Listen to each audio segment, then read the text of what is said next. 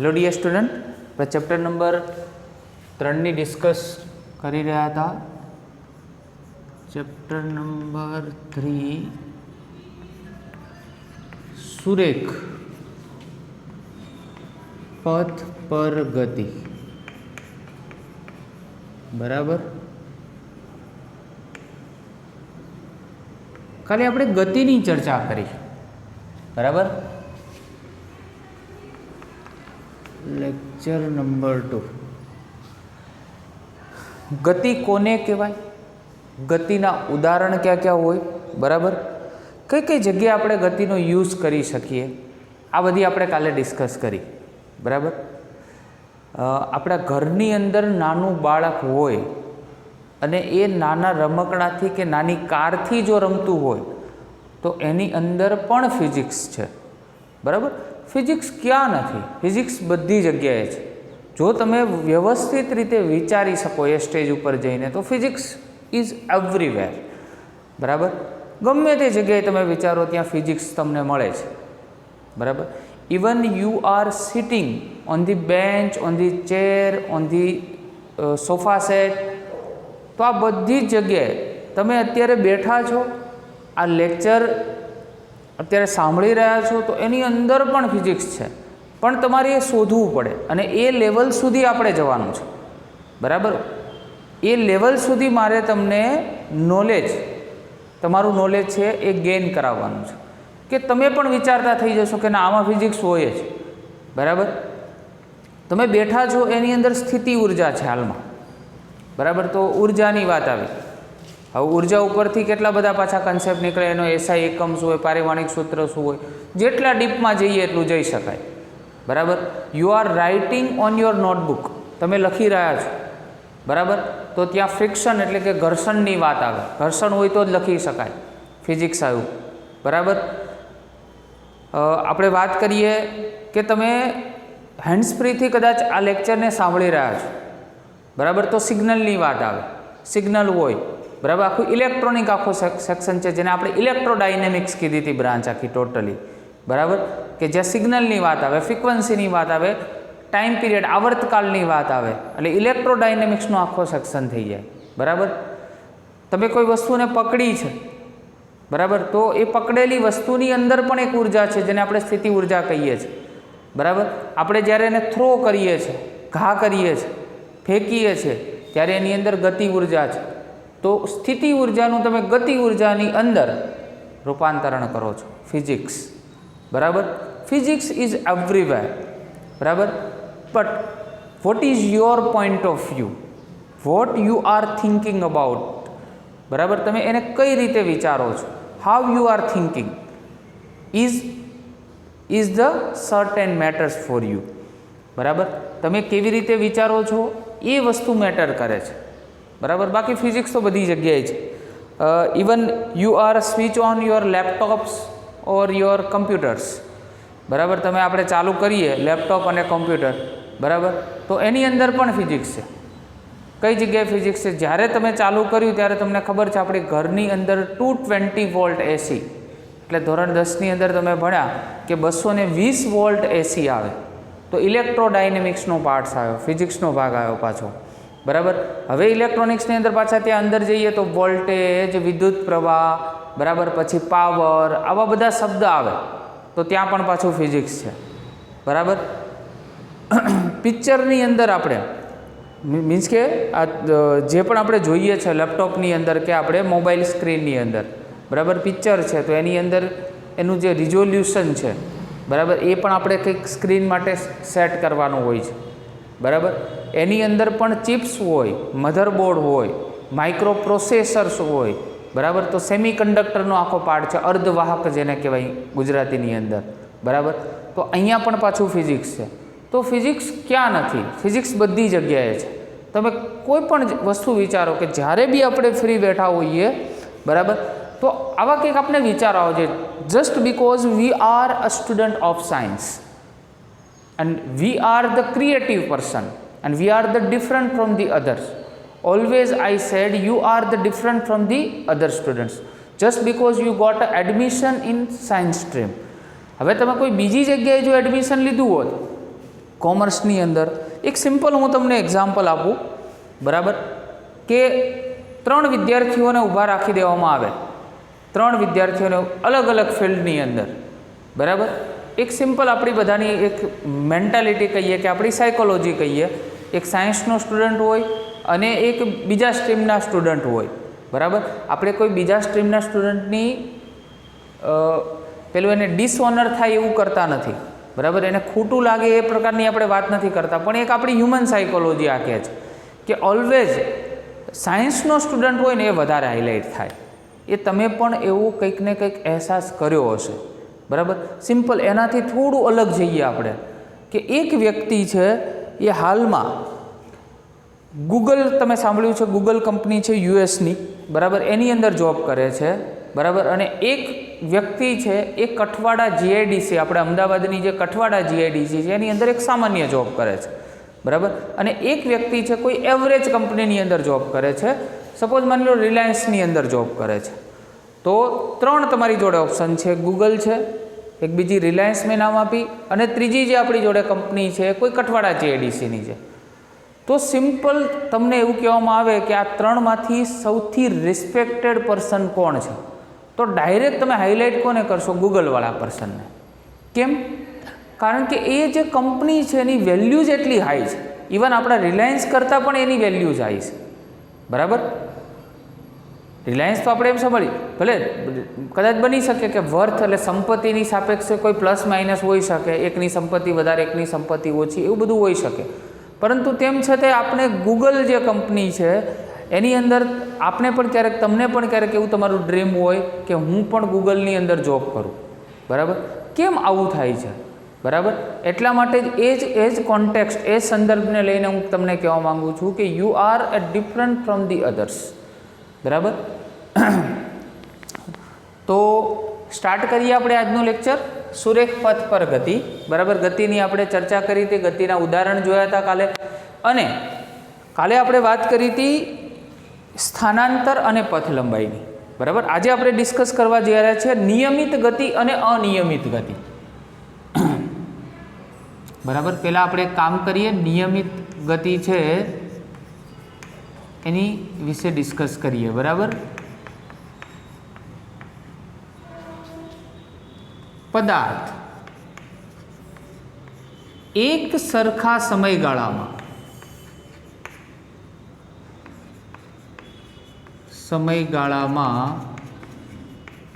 એક સરખું અંતર કાપે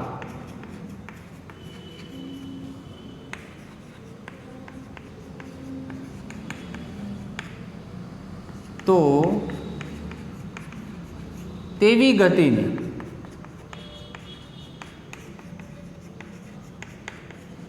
નિયમિત ગતિ કહે છે. તો સેમ તેવી જ રીતે અનિયમિત ગતિ,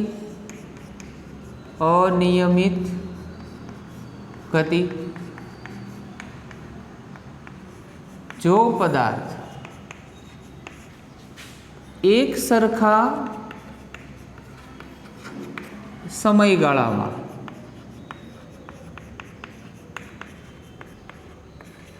એક સરખું અંતર ન કાપે તો તેવી ગતિને અનિયમિત ગતિ કહે છે. એક સરખા સમયગાળામાં એક સરખું અંતર, એનો મિનિંગ એવો થાય કે તમે 5 મિનિટની અંદર, ધારો કે 1 કિલોમીટર અંતર કાપો છો, 5 મિનિટની અંદર 1 કિલોમીટર અંતર કાપો છો, તો બીજા 5 મિનિટની અંદર ફરીથી 1 કિલોમીટર જ અંતર કાપવાનું, બરાબર. તો એવી ગતિ છે ને નિયમિત ગતિ કહેવાય, ઇંગ્લિશમાં એને યુનિફોર્મ મોશન કહેવાય, બરાબર. પરંતુ જો એવું ના થાય તો એ અનિયમિત ગતિનું ઉદાહરણ બને. હું કેટલાક એક્ઝામ્પલ તમને અહીંયા આપું છું, બરાબર. એને આપણે ગ્રાફિકલ રિપ્રેઝન્ટેશન કરીએ. સૌપ્રથમ તમને આપ્યું છે સ્થિર પદાર્થ માટે એક ગ્રાફ આપ્યો છે. જો અહીંયા તમે एक काम करिए, अहींया आपणे समय लईए, बराबर, अने अहींया आपणे स्थान लईए, पदार्थनुं स्थान, बराबर। तो अहींया आपणे 5 आ 10 15 कोई पण लई शको तमे, आटला स्थान उपर छे। अहींया समय छे, फरी एकवार लईए, अहींया 10 20 30 40 अने आ समय केमां छे? सेकंडमां, अने स्थान छे सपोज मीटरमां, बराबर। तो स्थिर पदार्थ माटे शुं थाय? सौ प्रथम आपणे वात करीए छीए स्थिर पदार्थ माटे। तो स्थिर पदार्थ माटे आ ग्राफ धारो के मैं आ रीते दौर्यो, तो आनो मीनिंग शुं थाय कि 0 सेकंड उपर पदार्थ 15 मीटरना स्थान उपर हतो, तो 10 सेकंड बाद पण 15 मीटरे छे, 20 सेकंड बाद पण 15 मीटरे छे, एटले पदार्थनुं स्थान बदलातुं नथी। हवे एक वस्तु विचारो कि हूँ अहींया ऊभो छुं, आ 15 नी मारी पोजीशन छे, मने कदाच 1 कलाक पछी आ स्थाने तमे जुओ, एनो मतलब हूँ स्थिर छुं। सिम्पल लॉजिक छे, बराबर। तो एनो ग्राफ कंईक आवो थाय, अचळ, बराबर। 15 उपर केवो थई जाय? अचळ। तो नियमित गति माटे शुं? तो नियमित गति माटे हमेशा सुरेख ग्राफ होय, बराबर। केवो ग्राफ होय? सुरेख ग्राफ। जो आ रीते जेटलो समय वधे ए प्रमाणेनुं स्थान वधतुं जाय। आपणे आज लईए छे 10 लईए, आ 20, आ 30, 40, आ किंमत तमे कोई पण लई शको। आ सेकंड छे, अने सामे आपणी जोड़े 5, आ 10, आ 15, आ 20, एटले के आपणी पासे आ स्थान छे, बराबर। तो जो 5 सेकंड होय, सॉरी 10 सेकंड होय त्यारे 5 पर छे, पाछा आ बंने वच्चे 10 छे त्यारे बीजा 5 वध्या, बराबर। फरी पाछा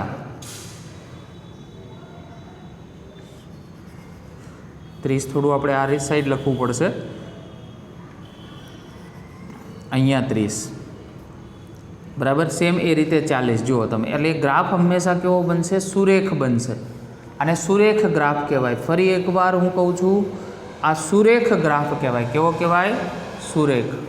अने जे नियमित गति माटे आपणे कीधुं ने, एक सरखा समयगाळानी अंदर पदार्थ एक सरखुं अंतर कापे, बराबर, तो ए ग्राफने सुरेखालेख कहेवाय। त्रीजुं आपणे अनियमित गति माटेनो ग्राफ दोरीए। अनियमित गति माटे ग्राफ केवो होई शके? तो फरी एकवार वाय अने फरी एकवार एक्स। आ छे आपणी पासे उगम बिंदु, अहींया आपणी पासे 10, पाछा 20, 30, 40, 50, 60। हवे आ जे समय छे ए सपोज आपणे मिनिटमां लईए, बराबर। अने अहींया आपणे किलोमीटरमां लईए, कारण के आपणे कार लईए छे कि भाई अहींया 5 किलोमीटर, पछी अहींया 10 किलोमीटर, पछी 15 किलोमीटर, पछी 20 किलोमीटर, ए रीते। एटले आपणे जे स्थान छे हवे ए किलोमीटरमां धारो के दर्शावीए छे। तो शरूआतमां शुं थशे? ज्यारे कार बंध हशे, एटले जेवुं तमे सेल मारवानुं हजू स्टार्ट करशो, एटले 10 मिनिट सुधी, सपोज थोड़ा मिनिट सुधी तमे सेल मारवानुं हजी चालू करो छो, एटले 10 मिनिट सुधी सपोज कार चालू नथी थती, तो अहींया ने अहींया रहे हजी तो कार 0 उपर ज। हवे धीमे धीमे कार चालू थई एटले तमे एक्सेलरेटर आप्युं। हवे एक्सेलरेटर जेवुं तमे आप्युं एटले जो धीमे धीमे एने अंतर कापवानुं चालू कर्युं।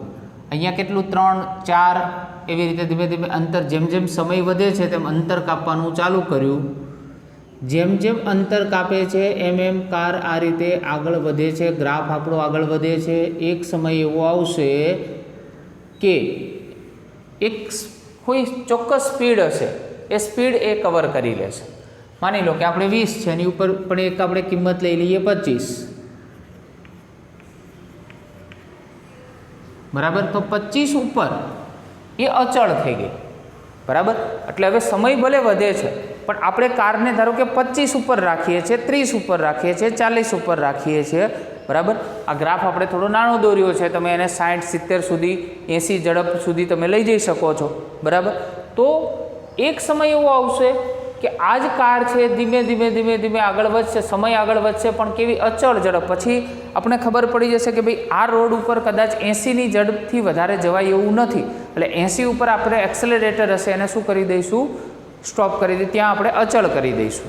એક્સેલરેટર ઉપર પગ મૂકી દઈશું. 80થી નીચે કદાચ લઈ જઈ શકાય, પરંતુ આપણે અચળ કરવું હોય તો 80 ઉપર આપણે એને શું કરી દઈશું, ફિક્સ કરી દઈશું. એનો મતલબ આ 80 પર ફિક્સ થઈ ગઈ, અચળ થઈ ગઈ. જો બરાબર, પહેલાં 80 સુધી વધારવાની હતી એટલે આ રીતે આપણે વધાર્યું, તો એક સરખા સમયગાળામાં એક સરખું અંતર નથી કપાતું. બરાબર, એટલે આ ગ્રાફ સુરેખ ના કહેવાય, અનિયમિત ગ્રાફ કહેવાય. કેવો કહેવાય? અનિયમિત. જો અહીંયા કંઈક અલગ છે, અહીંયા અલગ છે, ને અહીંયા પાછું અલગ આવ્યું. ખ્યાલ આવે છે? તો સ્થિર પદાર્થ માટે, સુરેખ માટે અને અનિયમિત માટે તમને 3 આલેખ આપેલા છે. બરાબર, તમને બુકની અંદર કહું છું, આકૃતિ 3.3 માટે જુદા જુદા એવા આલેખ તમે આપેલા છે. બરાબર, એ આલેખનો તમે અભ્યાસ કરી શકો છો. બરાબર, ચલો એની પછીનો ટોપિક છે આપણો સરેરાશ વેગ અને સરેરાશ ઝડપ, average velocity and average speed. હવે આપણે યાદ રાખજો, જ્યારે વેગની વાત આવે ત્યારે સ્થાનાંતર આવે અને ઝડપની વાત આવે ત્યારે પથ લંબાઈ આવે. વેગની વાત આવે ત્યારે સ્થાનાંતર આવે અને ઝડપની વાત આવે ત્યારે પથ લંબાઈ આવે. તો આપણે ડિસ્કસ કરીએ છીએ સરેરાશ વેગની. બરાબર, તો સરેરાશ વેગ શું હોય? તો પદાર્થના સ્થાનમાં થતો ફેરફાર, અને કાલે આપણે જોયું સ્થાનમાં થતો ફેરફાર એને શું કહીએ છીએ આપણે? સ્થાનાંતર. અને તે માટે લીધેલા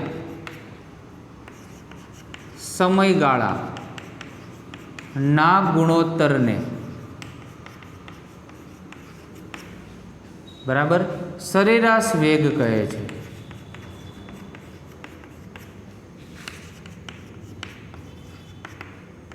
તેને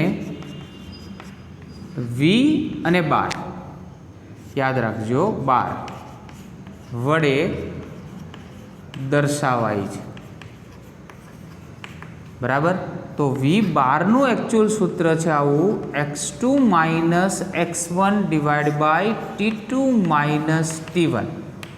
માટે V bar is equal to delta X છેદમાં ડેલ્ટા ટી. સરેરાશ વેગનું સૂત્ર આવ્યું. x2 એટલે અંતિમ સ્થાન માઇનસ પ્રારંભિક સ્થાન. બરાબર, અને જે પણ સમયગાળો લીધો છે એના માટેનો, બરાબર, એ સમયગાળો એટલે શું કીધું? સ્થાનમાં થતો ફેરફાર અને સમયગાળો, એ બંનેનો ગુણોત્તર એટલે શું કહેવાય? સરેરાશ વેગ કહેવાય. બરાબર, તો સરેરાશ વેગ છે એમાં ઉપર સ્થાનાંતર આવ્યું, તો તેનો એસઆઈ એકમ, બોલો, સ્થાનાંતર છે એટલે મીટર હોય, અને આ છે સમય એટલે સેકન્ડ. યાદ રાખજો, મીટર પર સેકન્ડ છે. પરંતુ ક્યારે મોટી સ્પીડ તમારે માપવી હોય તો એ કિલોમીટર પર કલાકમાં પણ મપાય છે. જેમ કે ટ્રેનની સ્પીડ તો મીટર પર સેકન્ડમાં ના મપાય, પ્લેનની સ્પીડ તો મીટર પર સેકન્ડમાં ના મપાય. બરાબર, કે જ્યારે કોઈ મોટી સ્પીડ તમારે માપવાની, મોટો વેગ તમારે કોઈ માપવાનો થાય, સરેરાશ વેગ, ત્યારે કિલોમીટર પર કલાકમાં પણ મપાય છે. તેનો બીજો એકમ એસઆઈની કિલોમીટર પર કલાક છે, કિલોમીટર પર અવર છે. યાદ રાખજો. બરાબર કે નહીં? ચલો આપણે જોડે જોડે એનું પારિમાણિક સૂત્ર પણ લખીએ છીએ. બરાબર, ચલો પારિમાણિક સૂત્ર શું થશે? તો આપણે ભણી ગયેલા છીએ. તેનું પારિમાણિક સૂત્ર પાસું m0 L1 અને t-1 છે. ફરી એકવાર સમજાવીએ કે સ્થાનાંતર છે એ લેન્થ એટલે મીટરમાં મપાય, તો મીટરને સંલગ્ન રાશિ છે લંબાઈ એટલે L1, અને નીચે સમય છે એ સમય ઉપર આવે એટલે T-1 થાય. તો m0 L1 T-1 એ એનું પારિમાણિક સૂત્ર છે. બરાબર. ચાલો, તો આ વાત થઈ આપણી સરેરાશ વેગની. બરાબર. હવે સરેરાશ વેગ છે ને ગ્રાફિકલી જો તમારે બતાવવો હોય તો તમે કઈ રીતે બતાવી શકો? બરાબર. તો તમારી બુકની અંદર જે એક્ઝામ્પલ આપ્યું છે હું એ જ એક્ઝામ્પલ લઉં, કન્ફ્યુઝન ના થાય. બાકી ગ્રાફ તમે ગમે તેવો ડ્રો કરી શકો. બરાબર. તો તમને કન્ફ્યુઝન ના થાય એટલા માટે હું બુકનું લઉં છું. મેં તમને કીધું એ પ્રમાણે કોઈ પણ તમે ગ્રાફને કોઈ પણ કિંમત લઈ શકો. અહીંયા આપણી જોડે આપ્યું છે 1, પછી 2, 3, 4 આ ટાઈપનું આપેલું છે 8 સુધી, 5, 6, 7 and 8. બરાબર. ચલો, ગ્રાફ આપેલો છે 5 ઉપર. ચલો, અહીંયા આપણે 5 ઉપર એક આપેલું છે અને બીજું આપેલું છે આપણે 7 ઉપર. બરાબર. આ 7 પરની કિંમત છે. ચલો, અહીંયાથી આપણે કોઈ જેવી રીતે દોર્યું તો એ રીતે કોઈ કાર છે આ રીતે આગળ વધે છે અને આ રીતે ઉપર જાય છે. બરાબર. એટલે કે એનો વેગ છે ધીમે ધીમે વધે છે. ચલો, આપણે બધી કિંમતો આમાં બતાવતા નથી. અહીંયા તમને 10 આપેલી છે અને અહીંયા કંઈક 27.4 છે. બરાબર. આ વચ્ચેની કિંમતો તમે સમજી લેજો, બધી છે આપણી જોડે. અહીંયા પોઈન્ટ છે P1 છે અને અહીંયા સેકન્ડ તમને આપેલો છે P2. હવે આને વ્યવસ્થિત સમજાવીએ. અહીંયા તમને જે આપેલું છે x એ મીટરમાં છે અને અહીંયા સમય આપેલો છે સેકન્ડમાં છે. આ જુદા જુદા સ્થાન આપેલા છે. તો આનું અંતિમ સ્થાન કયું? તો 27.4. જોજો, આપણે સરેરાશ વેગ મેળવીએ છીએ ડાયરેક્ટ. અંતિમ માઇનસ પ્રારંભિક ડિવાઈડ બાય અંતિમ માટે લીધેલો સમય 7 છે અને પ્રારંભિક માટે લીધેલો સમય 5 છે.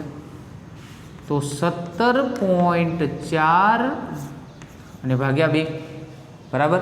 આને કટ કરીએ આપણે તો અહીંયા 8. બરાબર. 8 દુ 16 અને આપણી જોડે 1 વધશે. બરાબર. એટલે પોઈન્ટમાં લીધેલો એપ્રોક્સિમેટ. બરાબર. 8 સમથિંગ આવશે. એપ્રોક્સિમેટ આપણે 8 લઈએ છીએ તો 8 મીટર પર સેકન્ડ. તો આનો સરેરાશ વેગ કેટલો આવ્યો? 8 મીટર પર સેકન્ડ. ખ્યાલ આવે છે? આ પદાર્થ છે એનો સરેરાશ વેગ શું આવ્યો? 8 મીટર પર સેકન્ડ. બરાબર. આપણે એક્ઝેક્ટ જો કેલ્ક્યુલેશન તમારે કરવું હોય તો 17.4 અને ડિવાઈડ બાય 2 કરીએ આપણે એટલે 8.7 સમથિંગ આવે છે. 8.7. બરાબર. આ એક્ઝેક્ટ આપણી જોડે આન્સર. તો સરેરાશ વેગ આટલો આવ્યો. તો ઇન શોર્ટ સરેરાશ વેગ એટલે આપણે પ્રેક્ટિકલી ઇમ્પ્લિમેન્ટેશન કરવું હોય તો કઈ રીતે કરી શકો? હું તમને એક્ઝામ્પલ આપું કે જેવા તમે ઘરથી સાયકલ લઈ અને સ્કૂલ તરફ આવવા માટે નીકળો છો. બરાબર. એટલે ધારો કે સખત મોડું થઈ ગયું છે સ્કૂલે જવા માટેનો, એકદમ પિકઅપ ટાઈમ છે, તો તમે શું કરશો? સાયકલને ભગાવશો. બરાબર. જોરદાર સ્પીડથી. પછી ધારો કે સ્પીડ બ્રેકર આવ્યો, બમ્પ આવ્યો. બરાબર. તો તમે બ્રેક મારી ફરી પાછી તમે ભગાવવાની ચાલુ કરી. તો તમારી જે સ્પીડ હતી એ એક સરખી નથી. તો મારે શું લેવી પડે? એક સરખી એક સ્પીડ મારે લેવી હોય કે તમે કેટલી ઝડપથી આવ્યા. કોઈ ટીચર પછી તમને પૂછે તું કેટલી ઝડપથી આવ્યો સ્કૂલમાં, આજે લેટ થઈ ગયું હતું એટલા માટે, તો તમે એવું કહેશો કે હું એક સરેરાશ ઝડપથી આવ્યો. કેટલી સરેરાશ ઝડપ? તો પહેલાં આટલી ઝડપ હતી, પછી આટલી હતી ને પછી આટલી હતી. એ બધાની એક એવરેજ કાઢી, આપણે એક સરેરાશ કાઢી, મીન વેલ્યુ કાઢી. તો એ ટાઈપનો જે વેગ છે એને આપણે સરેરાશ વેગ કહીશું. બરાબર. સેમ એવી જ રીતે તમને બીજી ભૌતિક રાશિ આપેલી છે. બરાબર. પણ બીજી ભૌતિક રાશિ પહેલાં 3 બીજા ગ્રાફ છે આપણે વેગના જોઈ લઈએ. જ્યારે પણ તમને આ ટાઈપનો ગ્રાફ આપવામાં આવે, જો અહીંયા જુદી જુદી કિંમતો હોઈ શકે. બરાબર. આને કહેવાય ધન વેગ સાથે ગતિ. કોઈ પણ પદાર્થની ગતિ ધન વેગ સાથે જો ઉપરની સાઈડ જાય છે એટલા માટે ગ્રાફ. સેમ એનાથી ઓપોઝિટ ઋણ વેગ સાથેની ગતિ. અને ત્રીજો જે તમને ગ્રાફ આપેલો છે એ સ્થિર સ્થિતિમાં કોઈ પદાર્થ હોય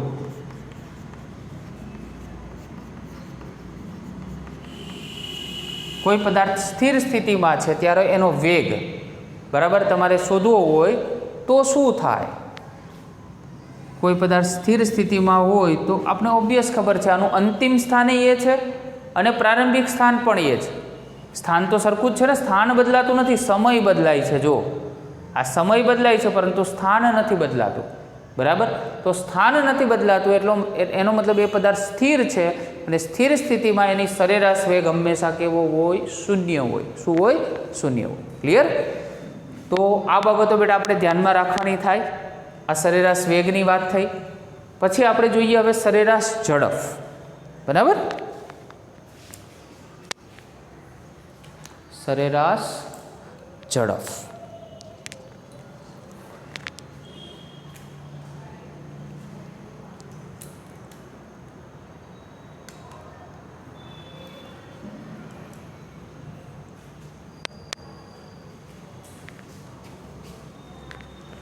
સરેરાશ ઝડપ.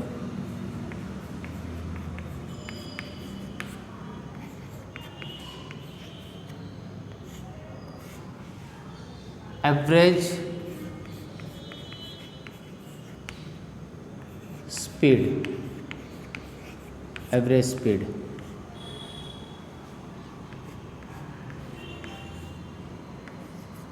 પદાર્થે કાપેલું કુલ અંતર, જેને આપણે પથ લંબાઈ પણ કહીએ છીએ, અને તે અંતર કાપવા માટે લાગતો સમયગાળો, લાગતા સમયગાળાના ગુણોત્તરને સરેરાશ ઝડપ કહે છે. બરાબર. તો સરેરાશ ઝડપ પથ લંબાઈ છેદમાં સમયગાળો. હવે પથ લંબાઈ એટલે અંતર. કોઈ દિવસ અંતર માઇનસ હોય, શૂન્ય હોય. આજે તમે એમ કહેશો કે મેં આજે શૂન્ય અંતર કાપ્યું, હું ક્યાંય ગયો જ નહીં, તો તમે સ્થિર છો. ફિઝિક્સની લેંગ્વેજમાં કહે કે you are a steady person. બરાબર. If you don't go anywhere so you are a steady person. એનો મતલબ તમે સ્થિર છો. બરાબર. પરંતુ તમે એમ કહો કે હું આજે -5 કિલોમીટર અંતર કાપીને આવ્યો ને મને બહુ મજા આવી ગઈ, જબરજસ્ત ફિલિંગ આવી, તો -5 કાપીને આવ્યો. બરાબર. ખોટી વાત છે. હા, ડાયરેક્શન અલગ હોઈ શકે. બરાબર. જો દિશાના સાપેક્ષમાં જોઈએ તો એવું બોલી શકે કે હા ઋણ દિશા હોઈ શકે. બરાબર. પણ ઝડપ શબ્દ આવે એટલે ખાસ ધ્યાન રાખજો, અંતર છે, પથ લંબાઈ છે, તો પથ લંબાઈ હંમેશા ધન હોય એટલે સરેરાશ ઝડપ પણ હંમેશા ધન જ હોય. બરાબર. તો એવું કહેવાય કે સરેરાશ ઝડપ હંમેશા ધન હોય છે. બરાબર. પરંતુ આ કેસમાં શું? તો અહીંયા એક પોઈન્ટ ઉમેરી શકાય કે સરેરાશ વેગ એ ધન, ઋણ કે શૂન્ય હોઈ શકે.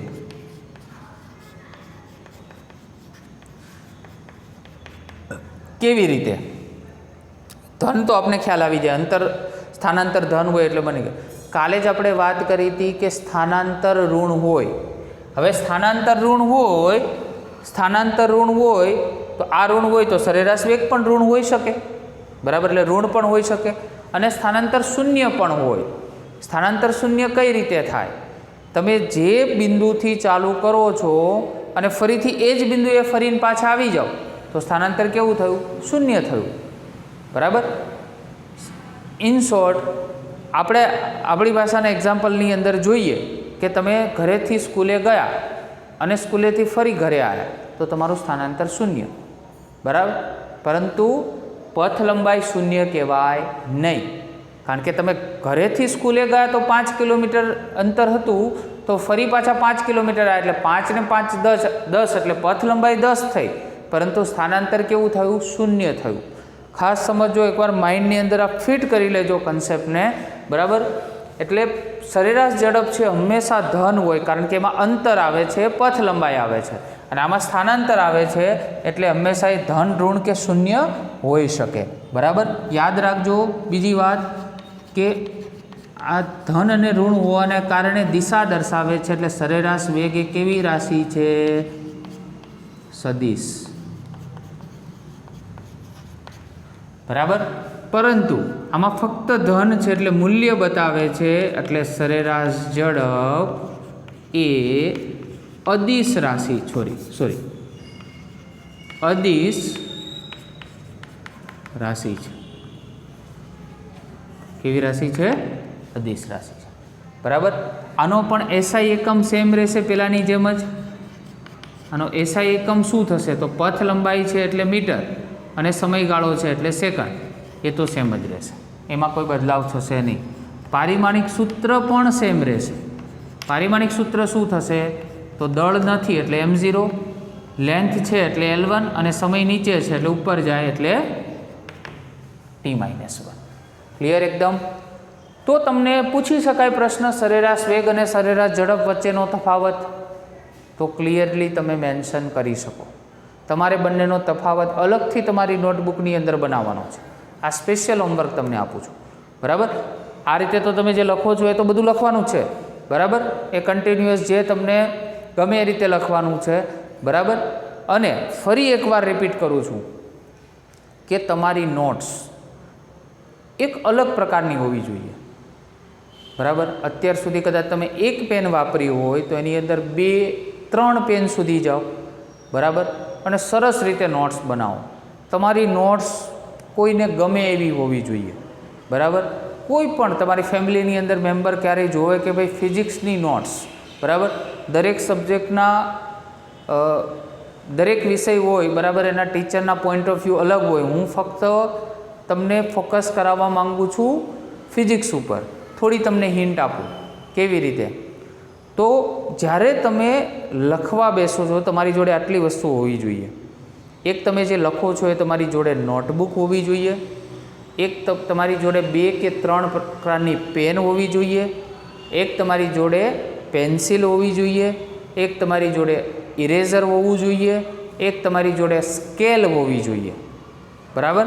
આ પંજો હોવો જોઈએ ખાસ તમારી જોડે, અને બીજું માઇન્ડ તો હોવું જ જોઈએ, બરાબર ને, એના વગર તો ચાલે નહીં. તો આ પંજો તો એક રાખવાનો જ જોડે આપણી જોડે, બરાબર. કારણ કે ઘણા વિદ્યાર્થીઓને મેં જોયા છે એટલા સારા પેઇન્ટર હોય છે તો હાથે દોરવાનું ચાલુ કરે આકૃતિઓ, બરાબર. પછી લાઈન ક્યાં જાય, બરાબર, આ બાજુથી ભારતના અમદાવાદથી ચાલુ કરે તો પેલી બાજુ આપણી બોર્ડર ક્રોસ કરી અને પાકિસ્તાન તરફ જતા રહે. ઘણા તો પાકિસ્તાનની બોર્ડરે ક્રોસ કરીને અફઘાનિસ્તાનમાં જતા રહેશે, બરાબર ને. તો આવી બધી વસ્તુઓ ના હોવી જોઈએ, બરાબર. મેં કીધું એ પ્રમાણે જ્યારે લખવા બેસો ત્યારે હોવો જોઈએ આપણી માઇન્ડની અંદર એક એથિક્સ સેટ હોવો જોઈએ કે આઈ એમ અ સાયન્સ સ્ટુડન્ટ. એટલું ખાલી માઇન્ડની અંદર રાખશો તો ઓટોમેટિકલી આ બધી વસ્તુઓ અંદરથી આવતી જશે, બરાબર. કે આટલી વસ્તુ મારી જોડે હોવી જોઈએ હું આ લખવા માટે બેસું છું ત્યારે. અને ખાસ એક નંબર 6 આપણે વાત કરીએ, બરાબર, તો હાઇલાઇટર હોવું જોઈએ. કેમ? કેટલી બધી વસ્તુઓ એવી છે કે તમે હાઇલાઇટ કરી શકો, બરાબર. સમજાવું તમને, બરાબર, કે આ જે તમને મેં સૂત્ર આપ્યું તો તમે અહીંયા હાઇલાઇટરનો યુઝ કરી શકો.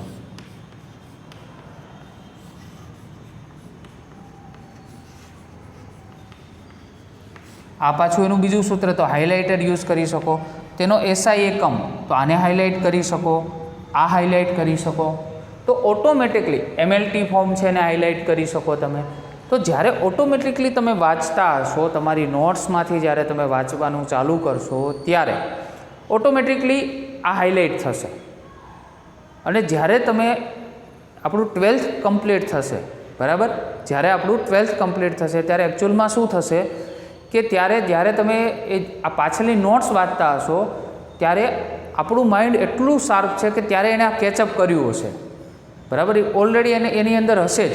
હવે એ પ્રોગ્રામ છે રીલોડ થશે ત્યારે, બરાબર. 12th સાયન્સમાં આપણે જ્યારે JEE નીટની પરીક્ષા માટે જઈએ ત્યારે આપણે 11thનું પાછું રિવાઇઝ કરવું પડશે. ત્યારે રિવાઇઝ કરતા હશો ત્યારે આ પ્રોગ્રામ ફરીથી રીલોડ થશે. તમને યાદ આવશે કે મેં હાઇલાઇટ કર્યું હતું અને આ રીતે હાઇલાઇટ કર્યું હતું, આ પેજ ઉપર હાઇલાઇટ કર્યું હતું, બરાબર. તો ત્યારે આ બહુ બધું, એટલે ઓછા સમયની અંદર વધારે રિવિઝન તમારે કરવું હોય તો ફટાફટ થઈ શકશે. ઓકે, સો આજથી ટ્રાય કરો. અને સેકન્ડ ચેપ્ટરમાં બી ટ્રાય ના કર્યો હોય તો ઉપર હાઇલાઇટર યુઝ કરી અને તમે ફરીથી ટ્રાય કરી શકો છો.